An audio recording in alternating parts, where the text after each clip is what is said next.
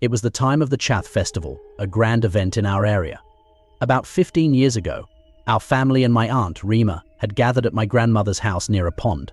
That night, after the Chhath rituals, we heard loud cries from across the pond. Rushing outside, we saw a woman engulfed in flames, crying out for help. People hurried to save her, but before they could reach her, she lost her balance and fell into the pond. Some brave souls jumped in and managed to pull her out, but she was severely burned and died within minutes. Her last words, "Save me," echoed in our ears long after. We later learned that she had set herself on fire after a fierce argument with her husband. After that horrific night, Reema's behavior began to change. She became unusually quiet, often crying at night. There was a strange burning smell in her room. Then one day she went to a nearby shop and bought kerosene and matches.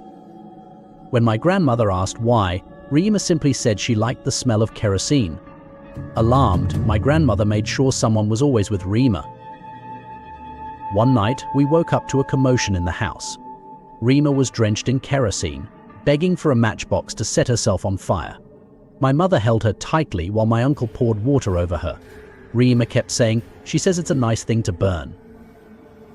When my grandmother asked who she was, Reema shockingly revealed the name of the woman who had died at Chhath.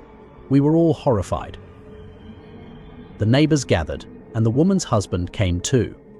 Hearing what had happened, he cursed his late wife, calling her a witch who abandoned her family. He warned that if Reema wasn't left alone, he would kill himself, leaving his kids orphaned.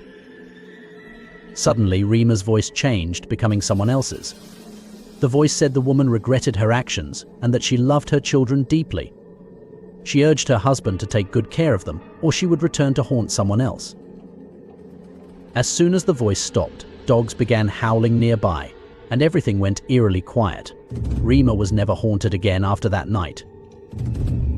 The woman's husband went on to raise their children with love and care. He educated them, married them off, and is now a proud grandfather.